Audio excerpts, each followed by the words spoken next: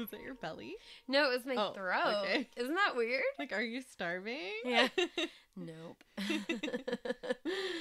Hi, Caitlin. Hi, Cassie. How are you doing today?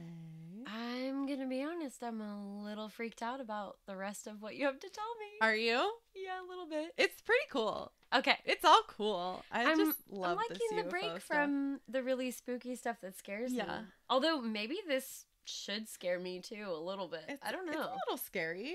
I mean, we don't know. I guess this next story is kind of... There's something out there. It's interesting. Okay. Yeah. And I kind of like forgot, but when you were talking about that last tarot card, ooh, like the greed, all the things like that. Yeah. It kind of like maybe ties in with this story. I don't know. I mean, we'll never know the true answer. Yeah, probably not. But here it goes. I'm gonna let you know about it. Should we recap like the last? This is PNW Haunts and Homicides, by the way, in case you forgot. Oh my goodness. We're so professional, as you can tell. Oh my goodness. But anyway, so like a quick recap of the last episode, we were talking about an experience. What was his fucking name? Arnold. What was his first name? Arnold. Kenneth. We were talking about Kenneth Arnold's experience seeing 9 UFOs over Mount Rainier while he was flying his airplane. Well, and not even just him. It was several other people. Several other accounts. And it kind of like sparked the summer of flying saucers. It sparked the summer of flying saucers, the UFO craze that swept through the U.S. It caused the government to do like investigations and start like a special. They actually looked into it at the start of things. They started Project Blue Book to investigate UFOs. Which makes me think like they actually investigated it in the beginning, and then it's like based on maybe what they found, they were like, ooh, we should sweep this under the rug because I don't think the public can handle this. Right. Does that, I mean. It's kind of what it feels like. Yeah. Because they've been hiding stuff from us for a very long time. Definitely. So, we're going to talk about a couple other incidences. Is it incidences or incidents? Incidents. Yeah. Here goes me again. I don't think incidences. Yeah, I think it would be incidents. Yep. Can an English major email us and let us know? Oh God, don't invite that kind Just of. Just kidding. No. We don't care. Okay. So we're going to talk about a couple other incidents in the Pacific Northwest. Okay. Picture it. Puget Sound, 1947. It's beautiful in the Puget Sound. It's beautiful. Yeah. And I feel like I'm always just going to start my stories Sophia Petrillo style. Like that. So. I like it. I like it. Just off the coast of Maury Island in Washington, it was June 21st, just 3 days before Arnold's encounter. Okay. Seaman Harold Dahl. Seaman. I had to throw that in there. Sorry. Harold Dahl and his son and dog and 2 crew members were out working on a boat. They were collecting logs. I guess they like scavenged them to sell to lumber companies or some shit. Interesting. Yeah. So all of a sudden, around 2 p.m., they see 6 UFOs above their boat. He describes them as donut-shaped. And all I could think of was like when Homer Simpson is hungry and like everything turns into like a donut. Yeah, if you say donut, that's all I'm picturing is just donut shapes, just all over. You're a donut. This microphone's a donut. Everything's just donuts. Delicious. So I'm gonna just refer to them as donuts. Okay. Anyway, and I'm also assuming like the normal round donut shape and not like a maple bacon bar or something. All right, now I'm definitely all donuts all day. I'm real hungry. Okay. And then obviously these donuts were jelly filled because one of them actually blew up right over the boat and like metal like substance, like a liquidy metal substance like poured down on their boat. Yeah. And he described it as like molten like lava kind of. What? Yeah. And it ended up burning his son's arm. Oh no. And the dog. No. The doggy didn't. He didn't make it. No. Cassie. I know. I knew somehow you were still gonna destroy me. I'm sorry, you guys. The dog didn't make it, which is very, very sad. Okay. So, take a breath. So Dahl beached the boat so they could run and hide in the cliffs because, yeah, they're fucking terrified. Yeah, they're like, what the shit? Yeah. So they hid in the cliffs until the jelly-filled donuts flew away. And then, as if this experience wasn't scary enough, the next day, Dahl was visited by a man in a black suit. What? Here come the men in black. Men in black. Won't let you remember. So, yes, this is the origins of Men's in Black. The men's in Black. So this man in black tells Dahl not to speak of what he'd seen in the sky yesterday or bad things would happen. He's like, how'd you know I saw things? I mean, I didn't see things in the sky. So he tells him bad things are going to happen. And then Dahl, he was like, all right, whatever. He's like, what's worse than that? You already killed my dog. Exactly. The fuck. So he didn't listen at all. He made a report of what he'd seen. And on July 31st, Captain William Davidson and Lieutenant Frank Brown, who were World War II pilots, they came to investigate the claims.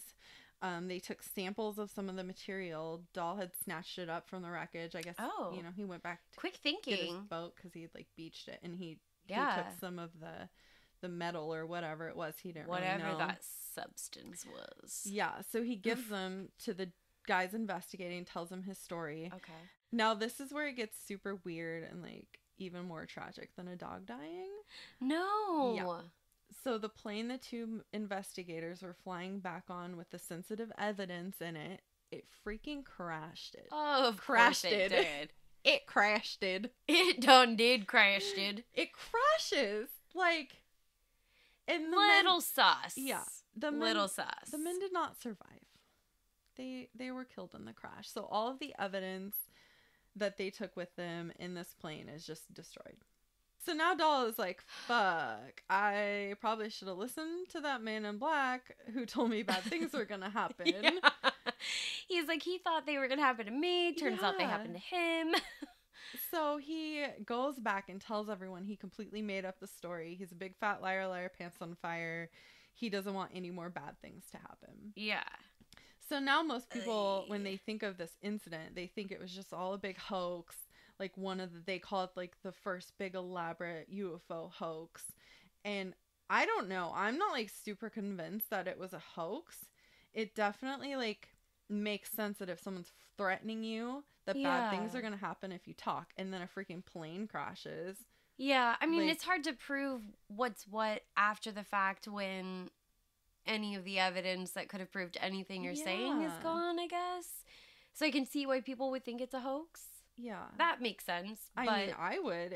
If that happened to me, I would go back and be like, just kidding. I didn't see shit. Yeah. Nothing happened. Nobody tells me nothing. And the biggest reason I'm not super convinced that it wasn't a hoax, that it wasn't a hoax, his freaking dog died. What did he go and kill his dog to and burn his own son's arm? I think his son would have some things to say about that, don't you think? Yeah.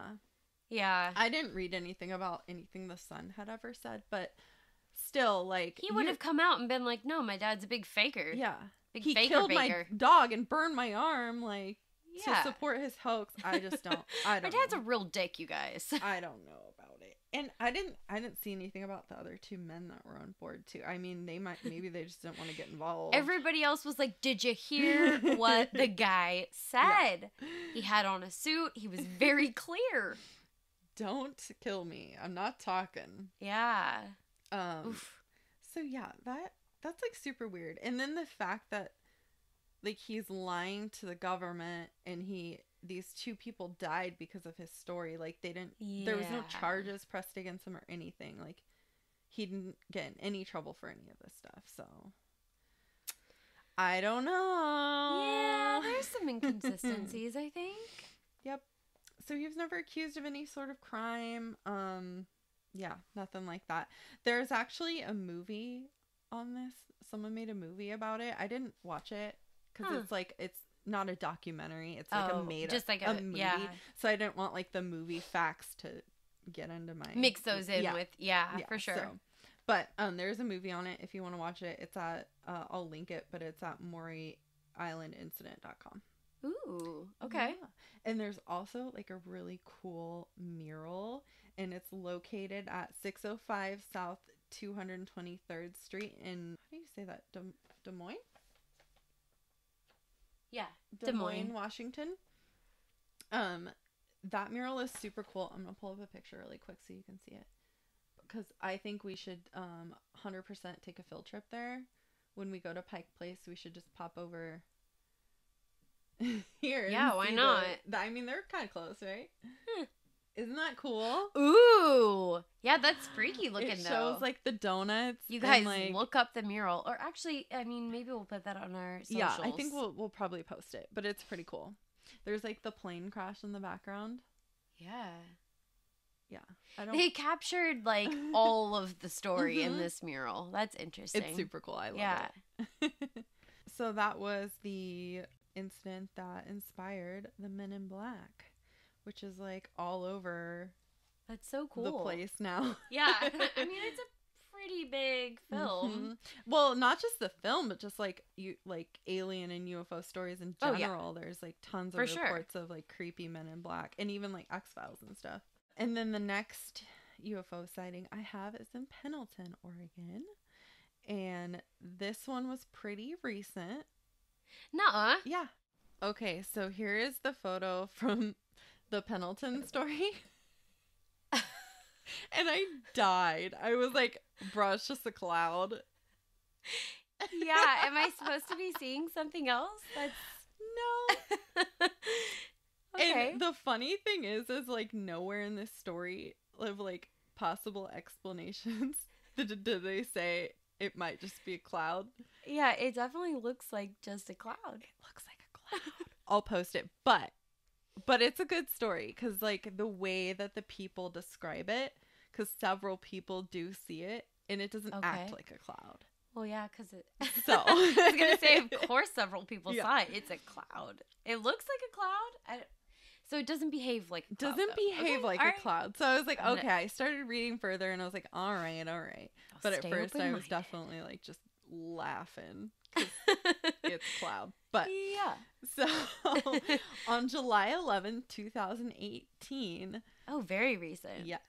Okay. Several people saw a white object hovering in the skies above Pendleton, Oregon. They thought it could be like a kite or a plastic bag or something. That's what they thought.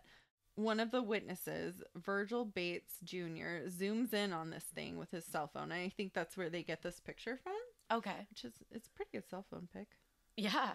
So he zooms in with his phone, and he like quickly rules out that it's like not a plastic bag or a kite because it wasn't moving. It was just hovering in the sky. It was just sitting there, which again, like, cloud. Anyway, so this is where it starts to get kind of weird and not like sound like a cloud. So one of the witnesses described the object as round with a flat bottom, like a very flat bottom. Okay. So in the picture, I'm not really seeing that super flat bottom. We don't see that from this photo from these angles that are captured, but okay. And she says it was white but like translucent. Translucent. Thank you. They also said it had stripes on it, kind of like a watermelon. Weird. Which in the picture I don't see. Yeah, you don't see that. But in person, that's what they said they saw. Okay. And she said underneath it looked like there were propellers. Weird. Okay. Yeah, so kind of weird. Another witness, Tanya Smith, said she saw it move a little and then come back to the same spot. Which is weird. So that's not cloud-like. That's not cloud-like. Yeah. And then another object ended up coming that looked the same. It comes and floats down right beside this other UFO that they're seeing. And then one of them just like zooms off. It flies away, never comes back. And then the one that was still hanging out just vanishes. Just poof, gone. And like multiple people said they're seeing this. It's not just one crazy person. It's like the one came up to the other and was like, bro, there's people they looking see at you. Yeah, get the fuck out. And this all took place over about an hour. Okay. Yeah. Interesting. So one thing I was kind of thinking is like clouds. I guess they don't just like float over to another cloud and then fly away. Not really. But I'm like, clouds can kind of just like they do like move and, disperse, dissipate. like vanish. Yeah. Yeah. I mean, guys. Not right before your eyes, I guess, but I mean, it happens kind of slowly. It dissipates over time, but I don't know. And you'd think over an hour, like a cloud kind of changes shape too. Yeah, sure. And there wasn't anything that said anything like that. They said it was just staying in like the one spot, maybe moved a little and came back, but I don't know. Fairly constant, which is a little bit, I guess, a little odd for a cloud, weird. Maybe. So they tried to come up with all kinds of explanations for this, but nothing really fit. They ruled out like aircraft testing, paratrooper balloons, weather balloons. There's even like really smaller. There's even smaller weather balloons called pieballs that they ruled out. Okay. Which, fun fact, stands for pilot balloons. Oh, cute. I Googled it. It kind of seems to me like if it's a UFO, they're kind of like camouflaging themselves to like look like a cloud. Yeah, I was gonna say like that would be a good way to try to disguise yourself. Yeah. But I don't think it worked. But it could be. Could be. Yeah. So I threw my paper. So I have just one more story for you. And this is the very famous UFO photo that was taken in McMinnville, Oregon. Which this is the one I was thinking of, right? It's the one you're thinking of, which I showed you the picture. And I'll post the picture too. It's like the most famous, like first UFO photo there is out there. And that looks like a saucer. It looks like a saucer. So this is actually technically from Sheridan, but everyone associates it with McMinnville because it's like the closest big town to Sheridan. Oh, okay. Yeah, that makes sense. Yeah. So I just want to get the facts right. Yeah, get it right. Yeah.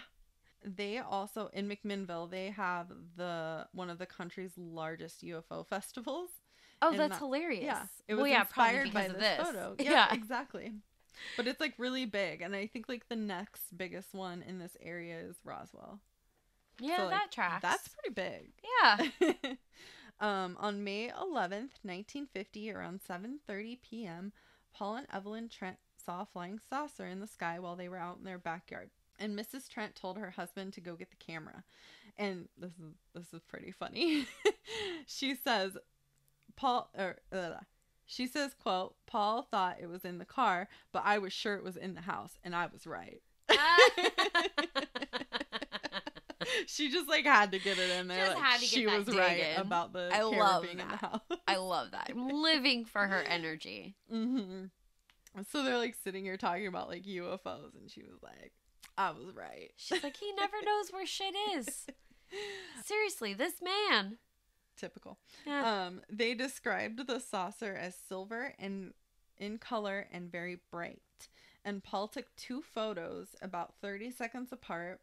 Because you had to like wind up the film. Yeah, it's an old-timey camera. Yeah. Back in the day. So he took one. He had to like wind it up. It was about 30 seconds in between. And he took another one. And then the saucer sped away before he could take any more photos. Crazy. And there is a lot of controversy around this photo, around whether the Trent story was real, if the photos were faked. The photos themselves, people are pretty certain haven't been tampered with because it's like film. They gave the negatives. So long ago too. Yeah, and they like gave the negatives to like news people and stuff to be examined, and like they didn't see anything wrong with the film. But there are some inconsistencies with like the lighting and the time of day. The photo, they said the photo was taken at 7:30 at night, but the lighting is consistent with like mid-morning, like 10. Oh, interesting. With like the shadows from the building and the whatever tank shit this is right there. Yeah. You have to look at the photo and follow along. So there's inconsistencies with that. So there's also like these wires that run along the top of the photo. Oh, yeah. And people say that like they just hung like a model or something from the wires.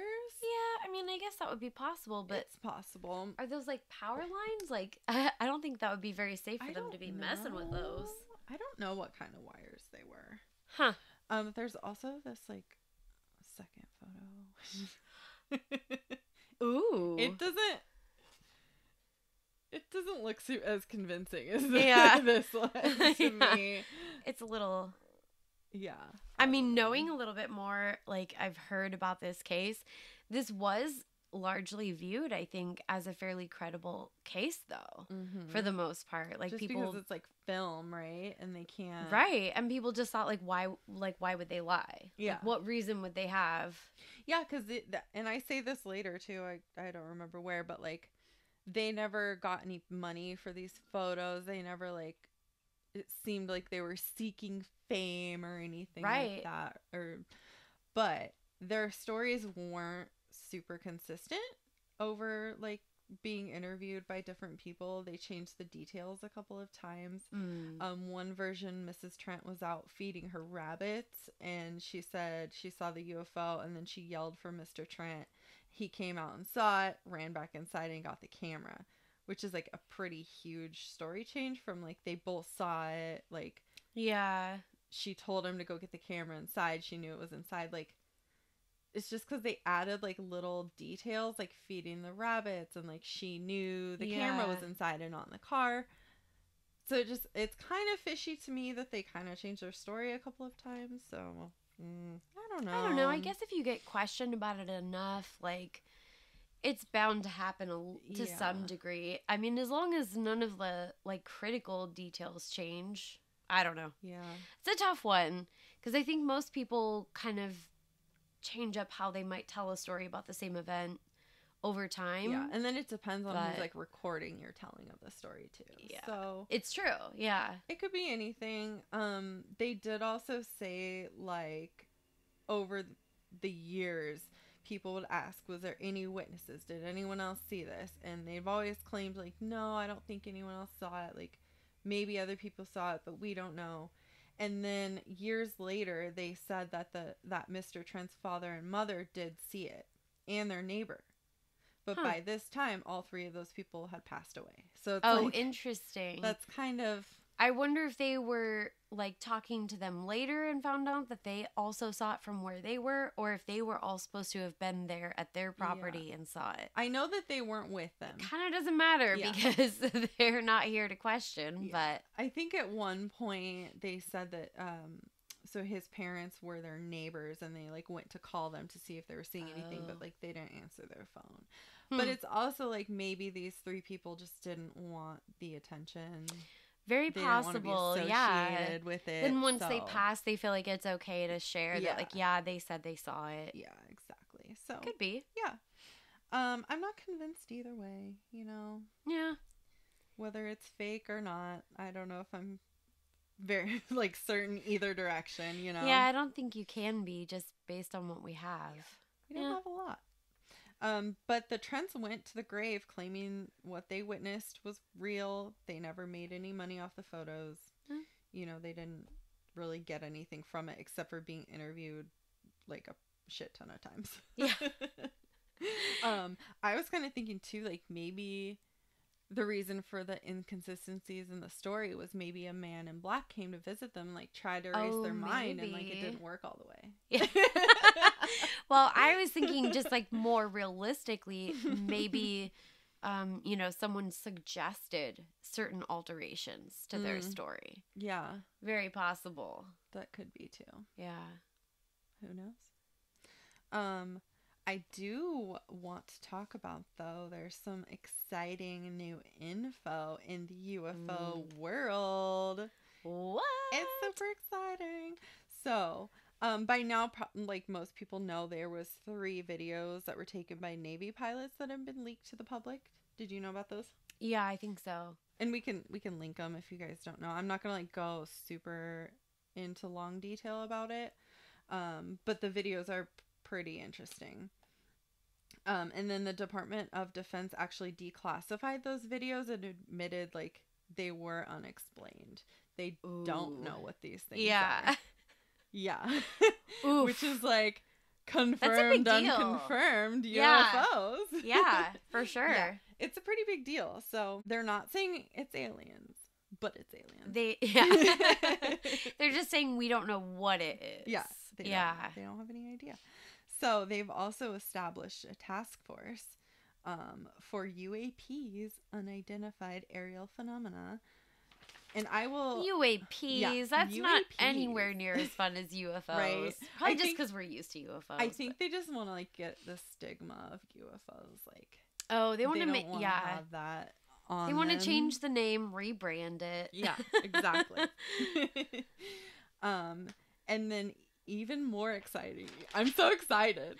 You're like shaking. I'm so excited. Okay. All right. Give it to me. Next month, the U.S. intelligence agencies are submitting an unclassified report to Congress in hopes of releasing information the Pentagon has on UFOs to the public. So when you say next month, are we talking about June 2021? June 2021. This year, next month. Crazy. Yeah. So hopefully they I think they're trying to convince them to release this information. Yeah. Because it's not like... by the time this airs, we already may need to do an update. Yeah. We'll definitely do an update. It's going to be super cool. Yeah. I'm really excited. I really hope that we get this info. They did say it might be like delayed because of COVID, but everything's delayed because of COVID. So. Yeah. Such is life. Yeah. Senator Marco Rubio told 60 Minutes, "I want us to take it seriously and have a process to take it seriously." Which is like, yeah. Wow. Yeah. We don't know what these things are.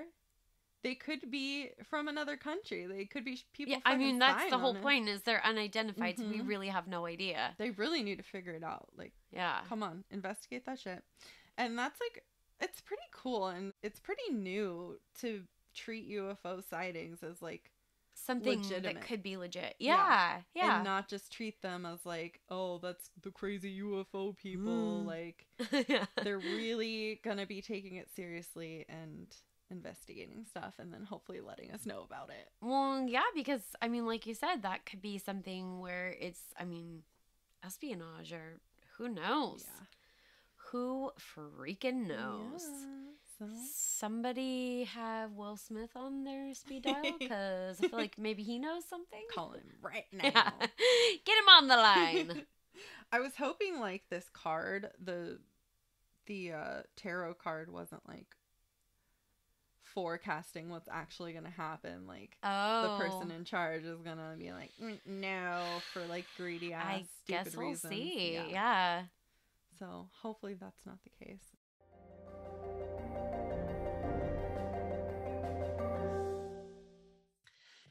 So we have an update for you guys. We are coming at you from the future. Because that last episode, or I guess this episode that you were just listening to, was pre-recorded, and we are now coming at you with some new info. We weren't going to make you guys wait. So that's how we do. Yes. I have not had enough to drink. I just got off work. Yeah, I'm working. I need more booze. This is a very excellent rosé. Ooh. Ooh.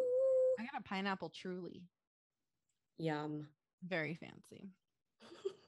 So, on June 25th, the Pentagon released the report that we were just talking about. The report on UAPs, unidentified aerial phenomena. So, we were like all excited. I remember we were super excited. We got y'all hyped up. But unfortunately, there wasn't like a ton of information, like nothing life changing in this report that came out. I'll link it for you guys. It was still pretty exciting. Like, it's a good start, you know. It's a lot more than we've gotten. Yeah, it's a lot more than we've ever gotten in the past, and they're like acknowledging things, so you know, it's a good start. Yeah. So this is actually like written into the COVID relief bill to like release this report. It's kind of funny. I remember that, seeing that in the news, and I was like, guys, I mean, I want it too, but like, can we maybe focus on COVID? Right. I thought that was pretty funny. Yeah. they just slid it on in there, you know. Yeah. Real I guess casual. whatever you got to do to get it passed. Yeah. So this report was 9 pages long, which that's not very that long. many pages. No, it's not very long. I've written longer reports than that, like before I even got into like high school. Yeah. And the last 2 pages like aren't even like information. It's just like sourcing and stuff like that. So technically it's like 7 pages of actual like sort of info. Your reference page doesn't count. Yeah. So in this report, they talk about 144 like UAP reports that they investigated from 2004 to 2001. Most of the reports evaluated were actually in the last few years. They were only looking at reports from like the US military. So they didn't like take it's like no civilian accounts? Yeah, there's no civilians. They took it from really credible sources with like people who are very experienced, like pilots, and it's mostly stuff like that they saw in the air, flying planes and stuff. So and then it was only like very recently, that's why it's only been the last couple of years of reports that they were investigating. It's only been really recently that they've had like a formal reporting process for the like military. So the Navy established one in 2019 and the Air Force in 2020. So it's like super recent. Yeah. So they don't specifically talk about or like give details on what like the 144 reports were, but they did make 5 different categories that they were kind of classifying these reports in. So the first category would be like airborne clutter, so like trash, drones, like birds and stuff like that in the air. The next one is natural atmospheric phenomena, so like thermal fluctuations that could like mess with radar and things. The next one's classified like US technology, and then the next one's foreign technology, and then the last category is other. Other. Okay, yep. I'm interested in the other. Right, me too. Come on. And so out of the 144 reports that they investigated, only one of them they could explain. And that was only one they could explain? Only one that they could explain. And they know for sure, well, pretty for sure, that it was a large deflating balloon. Oh my God. That's comical. But the other 143, they could not definitively identify it, which is pretty interesting. So yeah. And they did say that 21 of the reports showed possible evidence of like very advanced technology. So they like were flying at very high speeds, moving around in ways that like technology we're used to wouldn't move. It doesn't do that. Yeah. So that was pretty interesting that 21 of them, they were like, what's happening here? Yeah. And some of those reports that showed like advanced technology, they had like radio frequency evidence behind them, which is super cool. Yeah, I'm like, can you release that kind of stuff? Because I want to know what that's all about. I need more of that. Of course, they probably can't, because they'd be like giving away our technology to whatever enemies we have out there. So I highly doubt that any of that would ever be released, but that would be pretty freaking cool. I don't know, but does America even have enemies? Right? Everyone loves us. What are you talking about? Yeah, just ask us. So they basically didn't have very much to tell us other than that they need more funding and like better procedures for collecting reports to be able to like investigate these things further, like get things into different categories. They need more money and they need more people reporting. So that tracks. Yeah. How are you supposed to know or figure out what any of this is if we're not looking at it. Yeah, exactly. We need Need more some resources. More and more. Yeah. So it sounds like they want to keep investigating the UAPs. They want more reports. They want to normalize people making these reports. They want to make it so that there's no like stigma attached to it.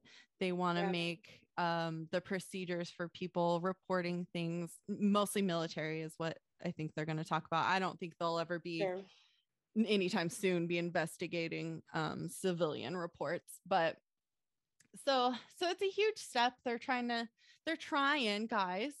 I mean, it's something. They're doing as best as the government can do, It's a big wheel, turn slow. Yeah. So that's pretty much it. Sorry we got you all hyped up about it, but still pretty cool. Still worth talking about. So that's all we have for you, I guess. Bye. Bye.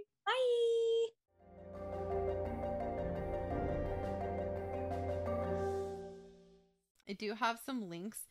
If you guys see anything in the skies, you could report it to www.newfork, which is NUFORC.org, which is the National UFO Reporting Center. And they also have a hotline if the sighting recurred in the last week you can call, which is 206-722-3000. Or you can also report it to www.mufon.com, which is the Mutual UFO Network. Oh. Yeah. And I'll link everything and put the number and stuff so you don't have to memorize it. Yeah. And I will 100% be doing another alien episode because there are so many more stories. Yeah. There's crop circles, there's cow mutilations and shit. Oh, poor cows. I'm like excited and smiling, but not about the mutilation. Yeah, that makes us sad. But crop circles are cool. Yeah. So have you ever seen a UFO, Caitlin?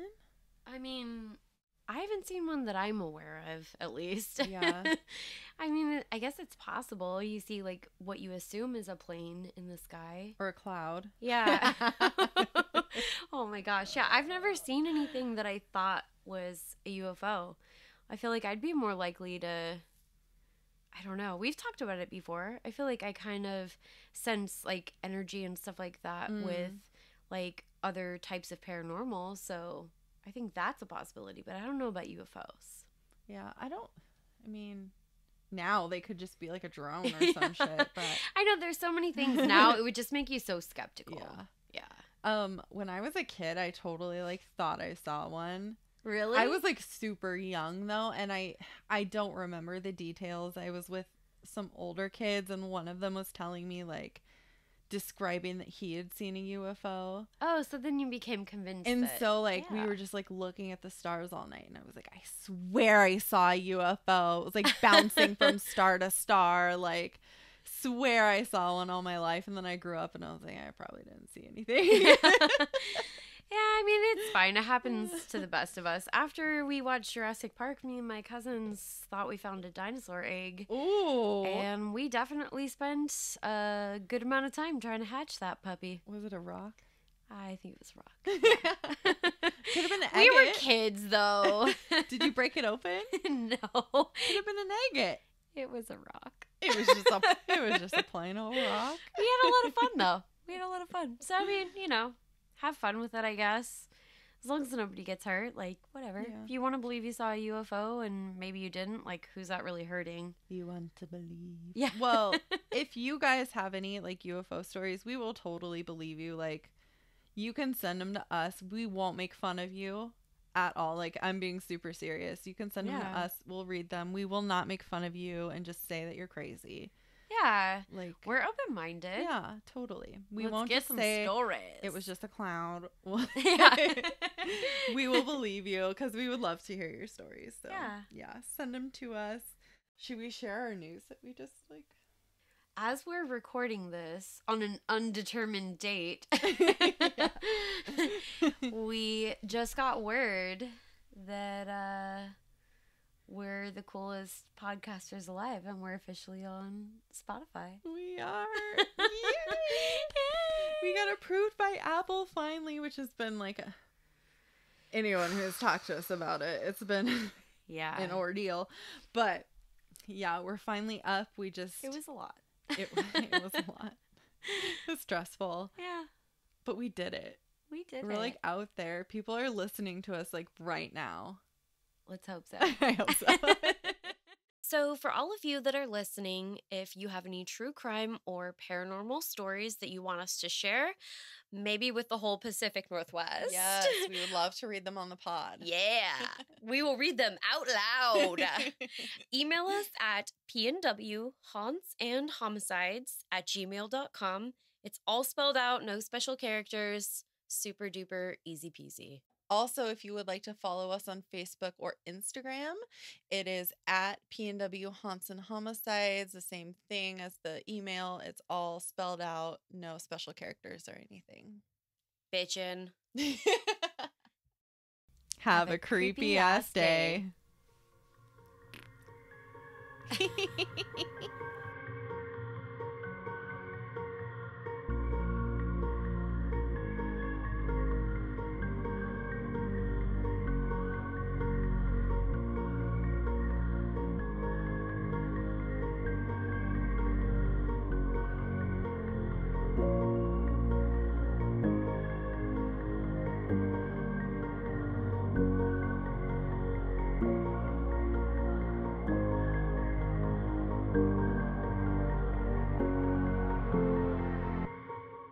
Go get abducted.